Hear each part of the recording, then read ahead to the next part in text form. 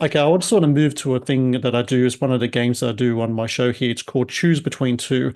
So, Jeff, this is pretty much how it works. I'm going to throw the option of two to you, and you got to choose one of them and expand on your answers there. Are you ready to play? Yes. Okay, let's start off with two heavyweight directors from the 90s. Paul Thomas Anderson or Richard Linklater? Paul Thomas Anderson. Oh, that was quick as well. Well, Yeah. because I mean, I know you love Magnolia, I know you love Boogie Nights, but I also know you like Dazed and Confused. So I thought it might be a little more debate, but yeah. no, I mean, I love Dazed and Confused. Dazed and Confused is a perfect movie as well. I mean, and I really don't use that very often, but Dazed and Confused is perfect. But like outside of that, I'm not like one of these before trilogy people, you Hmm. know? So if you're not one of those people, I think it's tough to give it to him. Hmm. Um, I mean, he makes a lot of stuff. That's the Yeah. thing. I think he takes a lot more swings than PTA. So there's a lot more misses, if you will. Hmm. Um, Boogie Nights and Magnolia is just a tough 1-2 punch to contend with, along with things like There Will Be Blood. Like yeah, PTA for me, I think is the easy answer. Next one. Better serial killer movie, Seven or Silence of the Lambs? That is tough. Uh, got yeah. I mean, those are the two greatest. That is impossible.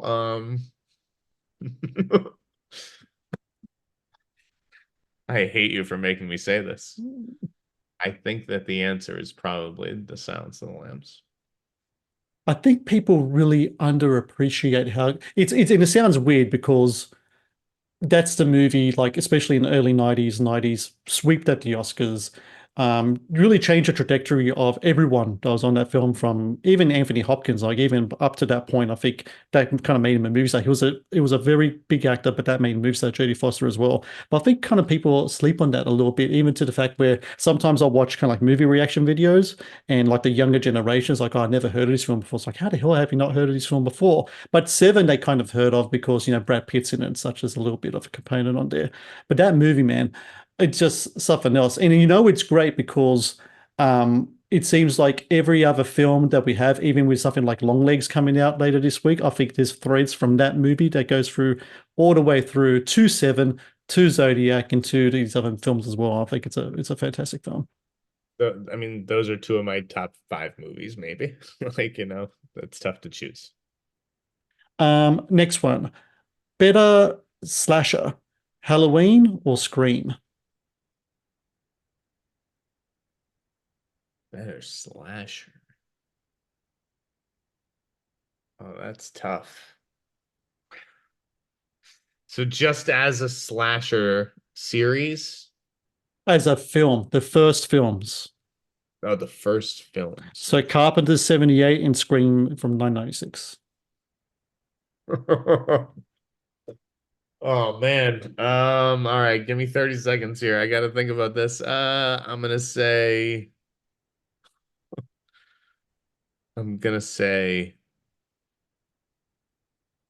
Halloween.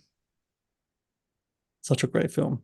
Both films are great, but Halloween. What are your I thoughts was about on to John say Scream. As Carpenter? I started that sentence, I was going to finish Scream, but I feel like Halloween, I find myself rewatching Halloween more because it's just like sharp as a knife.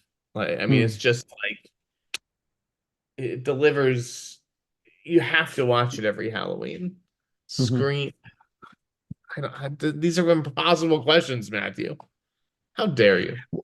What are your thoughts on John Carpenter getting his Hollywood star coming up now, and Robert Englund as well, right? Both of them are getting them not far from each other. I mean, both very deserving. I feel like I've Mm, seen a lot of, stars who have been movie stars, yes, but not icons. Like I think that both of those guys really are. I mean, they don't, they call New Line the house that Freddie built for a reason. How many would there be a Boogie Nights, right? If it wasn't mm, for Freddy Krueger? probably not. Well, I'm just imagining Freddy Krueger in Boogie Nights. That would have been an interesting crossover. Next one, physical media or streaming? Physical media or streaming? Oh, I mean, it's tough to argue with streaming, Hmm. just given like the bargain that I think that is. I mean, you're basically, I guess it's one, you're getting like one, if it's $15 a month for Netflix and you have access to all these movies, that's the equivalent of buying like one DVD a month. And so I feel like streaming is a better bargain. It's tough, unless you have a huge home. I think you'll run out of space if you're like a real physical media collector. Like, I mean, these things can take up an entire room, some of these collections. I allow Hmm. myself, basically, when I had moved in with the girlfriend or now ex-girlfriend, um, she said, you got to get rid of all these DVDs. And I got to keep like 100 of them, like the cases. You know what I mean? Hmm. So I allow myself these 100 DVDs, but I don't know, physical media, and it's expensive. Yeah. These Last one. these Blu-rays are like what, 30, $40 now? Yeah, and there's a lot of these kind of like expanded packages stuff coming out because a lot of the specialty kind of boutique kind of places want to give you a bang for your buck, right? So they've got like extra posters and all other stuff in there as well.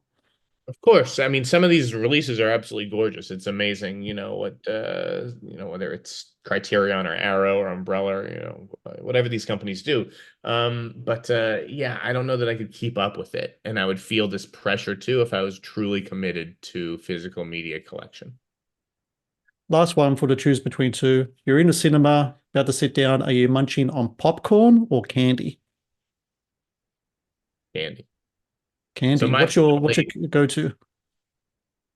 in the theater, oh boy. Like I brought some See's chocolates to the movie last night, but it would probably be Reese's Pieces. Reese's Okay. Pieces or Sour Patch Kids, but like, yeah, yeah. My family's in the candy business, Matthew. Hmm. So it's again tough to choose candies. Like, I have no allegiance. I'm friends to So all. and you can't go wrong with either one, I think. Um, I just want But to I'm move not a on now. popcorn Go guy. I'm ahead. a nacho and pretzel bite guy. Okay.